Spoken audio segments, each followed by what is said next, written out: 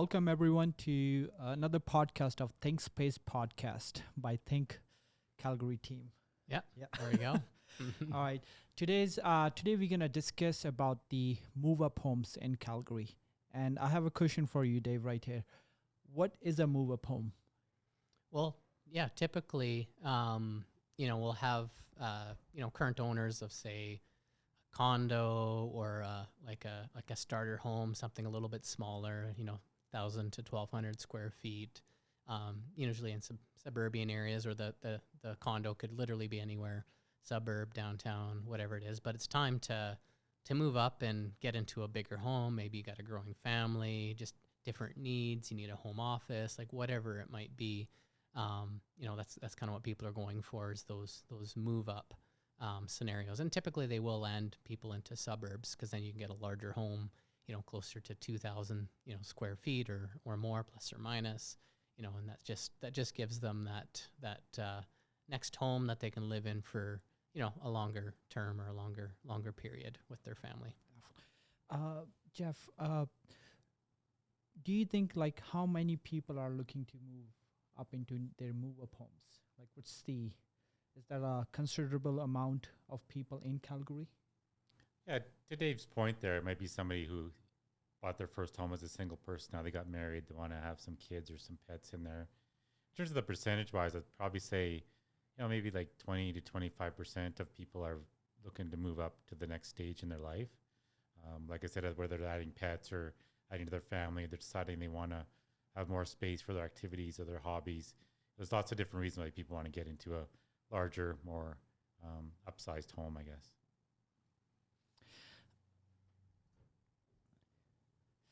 Is this a perfect time for doing this? Yes. Yeah, it's got some potential, right? Like, we're heading into more of a balanced market, or maybe, I don't know. I don't know if it's necessarily like a correction or anything, but it's just more stabilizing at this point. We'll have to figure that out with the political landscape. And Calgary is always a little different than the other cities in how we react.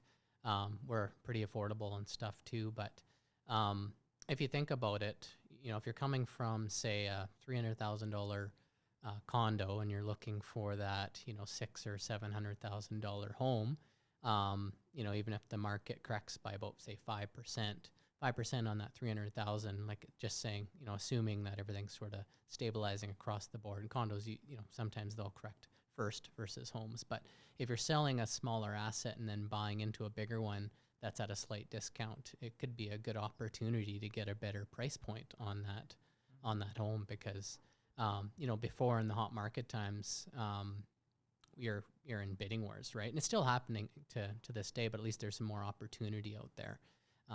Less bidding wars, and then you can get a better deal on that bigger asset that you're looking to get into. Exactly. So overall, it's a good time to save more money. Is it easy to say, or safe to say, that move-up home is a 2,000 square feet double garage, big backyard, finished basement? Like, does that typically describe a move-up home, or are there any other move-up homes as well? Yeah, like that's maybe it might encompass the average of what a move-up home is, but there's also other scenarios like inner city infills. Some people see that as like a move up. They're also, it's moving inner city as well. So you're doing two kind of moves. Maybe you're coming from suburb and you want to live more inner city, you're coming from that condo, and instead of going out into the suburbs and spending $800,000, you're coming to the inner city now and buying an infill for like $800,000 or $900,000. That's another option. You're still getting a big home, luxurious, maybe not as big of a yard, but maybe that doesn't matter to you as much. That's always another option. Suited homes too, if you want to move up to something that's a little bit bigger, maybe out of your range, but there's some income coming in because of the basement suite or the carriage house, built above the garage. Those are other options that are there too, might be considered a move up, but those aren't the typical ones, but the 2,000 square foot plus or minus, with all the yard space and, bigger home and developments, that's the typical move up that everybody talks about. Jeff, all these people are looking to move up in their homes. They're also looking to sell, maybe their first-time home buyers, like the first-time home they bought. They're also looking to sell as well, right? Is this a a perfect scenario because that price range for first time home buyers, 3 to 500,000, is still very hot in this market, right? Yeah, and to Dave's point that he mentioned earlier, like if you're moving from one product to another one, you have to sell one and buy the other. So it might be more relative. The market might be up or down. Condos are up a bit. Maybe the starter homes or the move up homes are a bit lower right now. In the past 2 years in Calgary, as Dave mentioned, it's pretty tough to find a detached home. There's all sorts of bidding wars. We put our listings up that get activity the first couple days, unconditional offers. So it's very tough for people to even get a home. Negotiating was just the guy that was successful against the other 12 people trying to buy the property, right? So we are seeing that slow down a little bit, to Dave's point that he mentioned earlier. So it's a good time to take a look at that. I know the interest rates are also down. Like when I talked to the bank last week, they said somewhere like a 4.1, 4.2% mortgage rate. So those have come down as they were compared to a year, maybe 2 years ago as well. So things are more affordable for people at the same time. So I think it's a good time to buy. And if you have to sell at the same time, if you want to keep that as a rental property, if you can, to kind of build your portfolio, or if it's time to sell and you want to do that to move on to the next one, that's a good idea too. And just to touch on also, Dave mentioned the carriage homes or the rental properties as well. I know people from Vancouver, they're kind of used to that because it's hard to find a property in Vancouver. People in Toronto mentioned the same kind of thing, where in Calgary it's kind of new for us here. Like, we don't want to have somebody living in our backyard. But Vancouver and Toronto are used to that. So it's kind of a different mindset than we have here, but we're getting towards that because the prices keep going up here in Calgary. Calgary has been a hot spot, a hot zone for move-up homes due to a big migration in the last few years.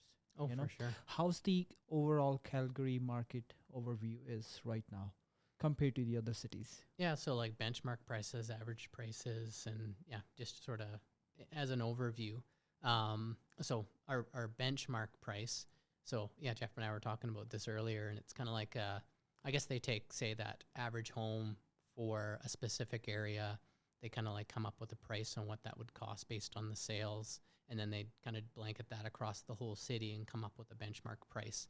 That's usually lower than the average because the average is a little different. They take those high priced homes in those areas, and it's just literally just anything that's sold across the city.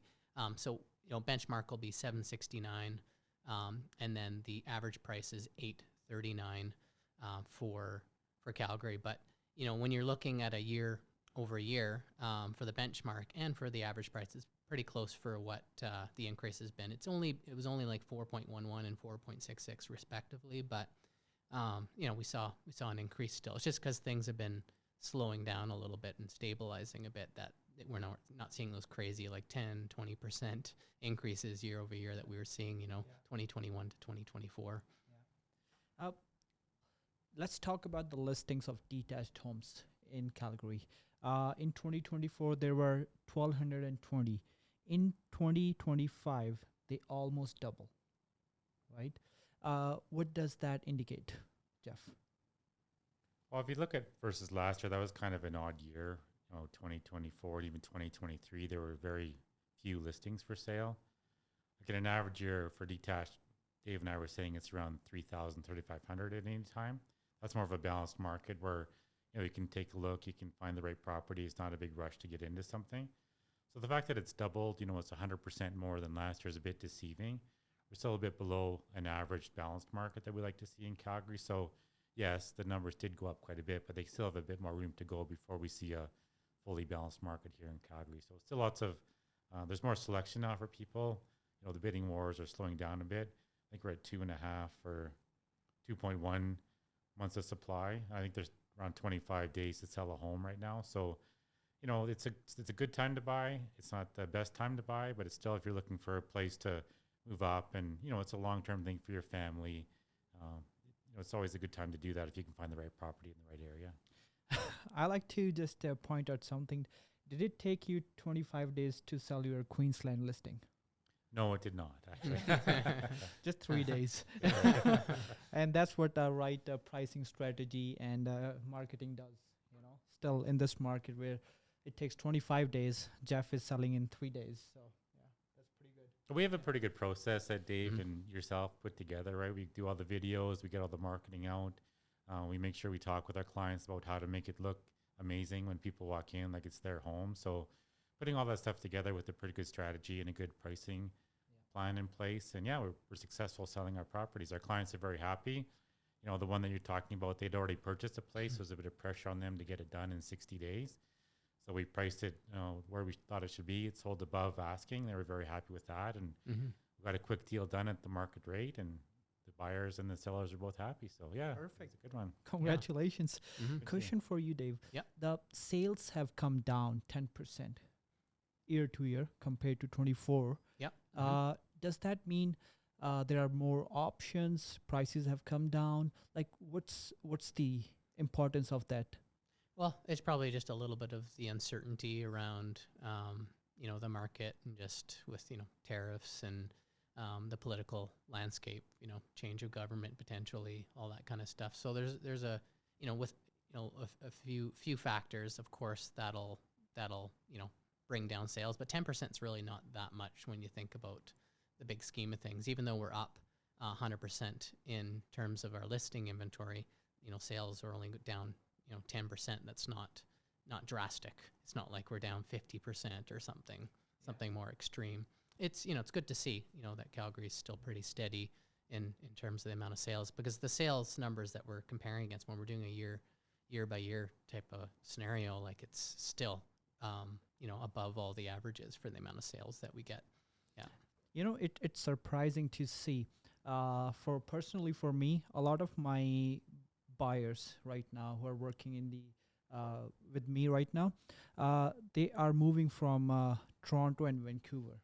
So I still see that the migration is still happening, you know, not for maybe investments or something like that, but move up homes, especially like people are still moving from Toronto and Vancouver areas to buy bigger homes, right? Yeah. Does that, like how the market has changed in terms of lifestyle, families, you know, like is that the direct relationship with the sales going on in Calgary? You mean like from everybody that's migrating here and stuff like that?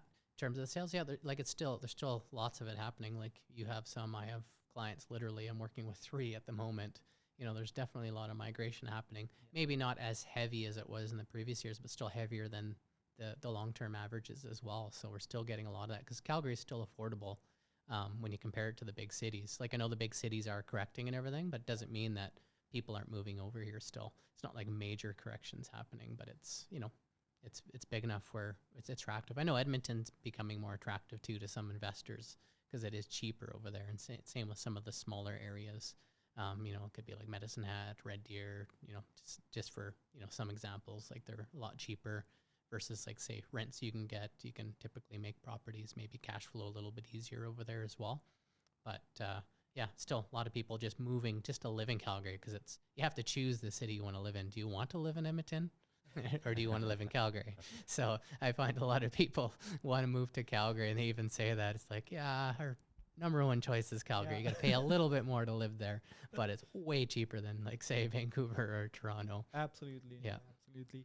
And just to add to that a little bit too, like I know the number of sales are down, but the actual prices are still steady. The prices haven't decreased at all. I think they're up, you know, less than 1% month over month versus for April when I took a look this morning. Yeah.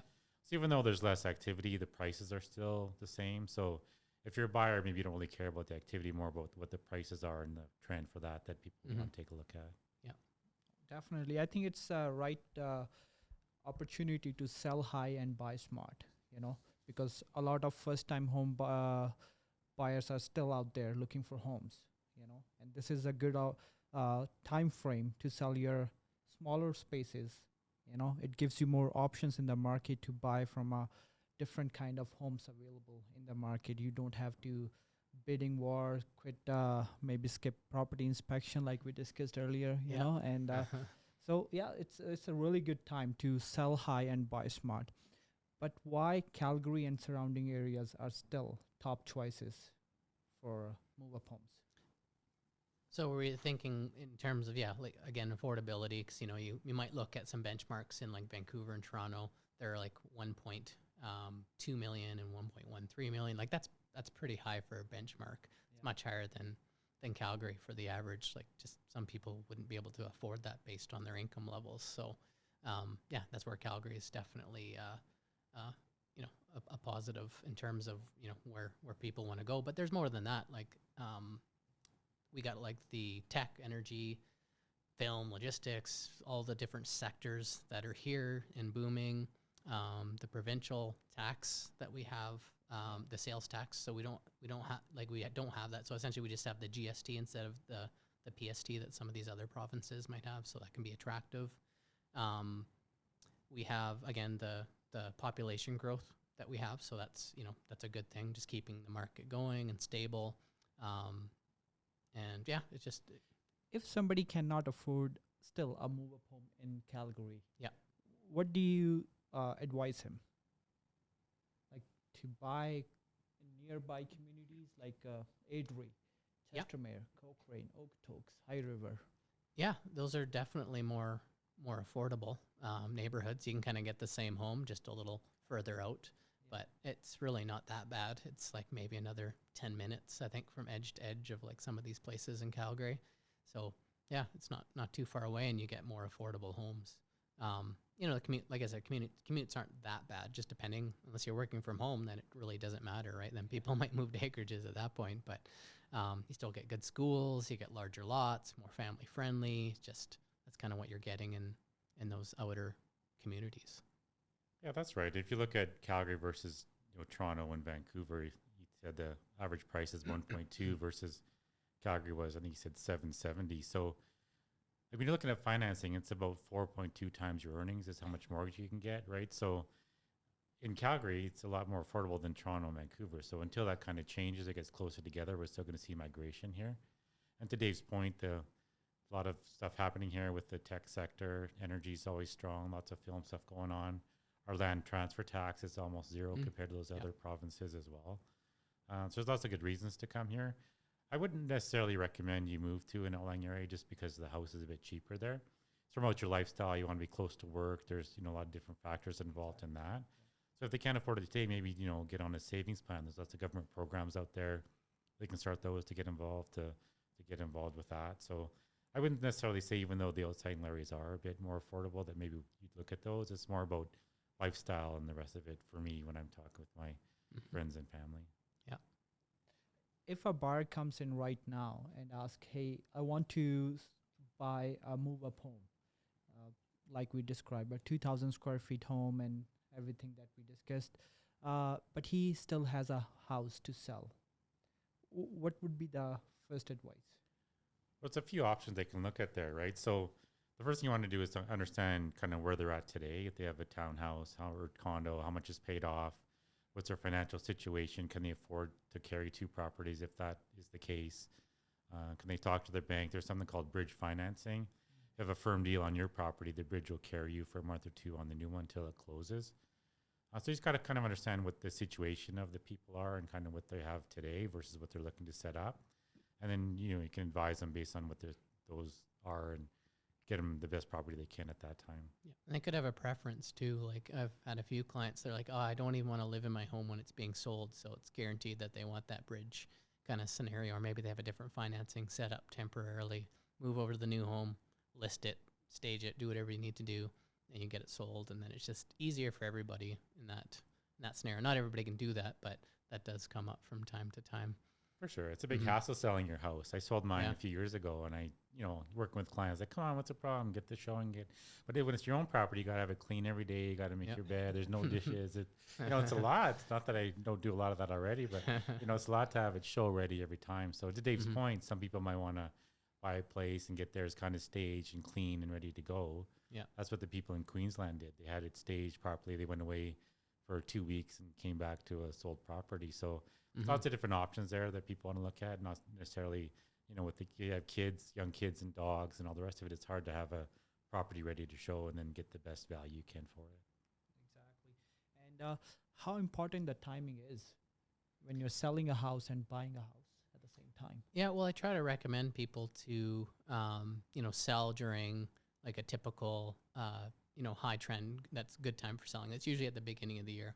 That's usually the best time to be listing because you got a low inventory. You get all the excited type A personalities coming out. They like to pay a premium. They like to get it done, move in before spring, summer. You know, it's a new tax year, bonuses, like all that kind of stuff is happening at the same time. So it's a good time to list. Like the traditional method would be, you know, get your place listed, have a long possession, and then go out and pick your home that you want to bid on next, because most people can't, you know, say float two properties at the same time. You have to make your sale first, so you know you have your money guaranteed, you know, from that sale, and then you go shopping. So you get a 90-day window essentially to go out. The good thing is you can be shopping for homes at the same time. It's always good to have, you know, 3 to 5 homes kind of picked out that you'd be happy with, so that you can literally just sort of pick them off one by one until you get that home, like literally right after you waive or the conditions are waived on your home sale or your condo sale or whatever it is, before you do your move up. But because you're going to that move up level, there will be more availability of those homes now, which is which is nice. So it does make it a little bit easier. So I find some people are moving back to the traditional method, where before, during the hot market, we were, you know, taking the risk and just buying the home first, just because it was almost impossible, because you're like trying to like bid, like, oh my God, I won the bidding war, great. Now I got to sell my place, but that should be easy, because it's going to be another bidding war for that one too, of all the property types. It didn't matter which one. So just to wrap up the whole podcast here, Calgary is really good for move-up homes. It's a great timing. The market is great. A lot of first-time home buyers, so it's easy to sell your first homes right now. Calgary is booming with a lot of different kind of economics. You know, like you mentioned, movies are coming in here, so lots of TV production. Tech is growing. Any recent stories about your clients that has sold, except for the Queensland one? Well, I don't know. There's always lots of different situations. I have to think about it a little bit, I guess, for Like move up, move up. move up scenarios. Yeah, like I guess I have like my BC and Toronto type, and Montreal. I guess those are the 3 latest ones I've done. They've all kind of moved into Calgary to do that move up thing, because they were in condos and those other places, and then they found that move up home that they could come to. So that's kind of what that's my latest, I guess, on who I brought in. But yeah, it was like they got their places, you know, sold. Some of them are even just temporarily renting in those places as well, just to make the process easier. Because sometimes there's still bidding wars happening in the move up, you know, level, depending on the price. Like if you're 700 or less, for example, chance there's going to be a bidding war, even up to 800 still, just depending if you priced it right. You know, could be some bidding wars. So next, let's move on to our next segment, the community segment, and we are going to focus on the move up communities today. You want to go first, Dave, or? I could give it a shot. Yeah. Well, mine's like one of those more inner city kind of like move up areas. I just thought I'd pick something a little different. Inglewood, you know, it's kind of a cool spot. Yeah, there's, you know, they obviously got some like condos and some townhomes in there, but they got a lot of those older homes that people like to move up to. It was not maybe the biggest ones, but then you get the infill, some of the luxury stuff that you get in those streets as well. So it's kind of like a transitioning neighborhood. But yeah, it's kind of a cool spot overall, because of the, you know, distance from downtown and all the rest. You know, again, like it's not your typical 2,000 square foot, you know, move up home, but you will get some infills and stuff in there. A lot of stuff being constructed in that area. So yeah, it's kind of one of those spots where you got lots of like, you know, live music, you got restaurants. It's kind of like that hangout spot that you kind of go to, or you have like the walks down by the river. You got like the bird sanctuary. There's a lot of little cool, like pathways and the green spaces, and just a bunch of different history and stuff that's been in the area for quite a while. You can literally just walk down the main street, and you just pick a spot and check it out. I think there's a night market. Actually, my wife even goes to the Inglewood night market from time to time. So it's like an outdoor event. So it you know, when it comes up, you get lots of vendors and food trucks, live music, beer gardens, all that kind of stuff. So it's it's an interesting thing. And they got it's a small area, but you got a few schools in and around. The Ramsey School, Colonel Walker School and the St. Monica School. I believe those are the ones. I think there's a few other extras in there, but yeah, surprising for a small area, but it's just sort of in the vicinity. Yeah. Perfect. Mhm. Where do we have, Jeff? I chose today Coventry Hills. It's an area in the northwest quadrant of the city. It's actually northeast on the map, but it's on the other side of Deerfoot there. So it's a move-up area. Homes are from 1,800 to 2,200 square feet. Lots of 2 stories there. They've got all the schools from kindergarten all the way up to high school for both Catholic and for public. So Mhm. great for families there. There's lots of shopping. There's a superstore and an IGA. A lot of people walk there to get their groceries there as well. There's a Vivo Center for swimming. They got a swimming pool. They got a workout area. There's a couple gyms in there as well. Basketball. They Mhm. got a full setup for that. So it's a really good area for families to be in that. It's easy access through Deerfoot. You want to head north or get on Stony Trails. Quite easy to get on those roads as well if you're heading out to Banff or, that kind of thing for any sports activities to get across the city. It's very good as well. So, the price points are kind of what the average is for the city there. So it's not Mhm. super expensive. There's some smaller ones for starters. There's lots of condos there as well. There's a bit of a pond area. There's a bunch of condos set up around there as well. So, yeah, like they used to have a golf course there that they took down and they put a bunch of condos in there and townhouses as well. So all sorts of options, all sorts of families are in there as well. And it's a great setup for people that want to walk and get their groceries and that kind of thing. And there's lots of activities for recreation as well. So I think Coventry Hills Mhm. is a great move-up area. Like I said, I lived Yeah. there for quite a few years. So Yeah. we enjoyed our time there as well. Yeah, definitely. I recommended a lot of people there even during the last boom, I should say. Yeah, Right. around 2007 or 6 or something like that. It was a good spot to go to. Yeah, good. Mm. And that's it for this podcast. Yeah, I think, or unless we wanted to do, I don't know, we could do a little game or something. How well to know your team? Do you know your Sure, team? yeah. I don't know. Yeah. Everybody come up with a question, ask their team members, and see if they can get it right. Who knows? Okay. I'm not sure if you guys have any ideas. Well, I got one for Jeff. What's my last name? When's Dave's birthday? When is Dave's birthday? We went to Vegas to celebrate it. Yeah. Is in November? Yep. Yeah, And you got was it. on, let me guess the date. Wait a second. I'm going to go with 18. Close.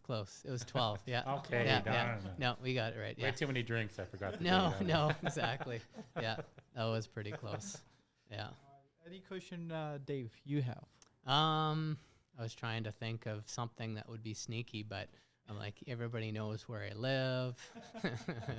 Yeah, everybody knows the car I drive. Everybody knows my favorite. We already did sort of like my favorite home type, the walkout bungalow. So, What's Jeff's favorite sports? well, I think I know that one. All of them. For sure. Water polo. No, I was kidding. It's hockey for sure. Yeah. That's how Jeff and I met. So, yeah. Oh, nice. Yeah.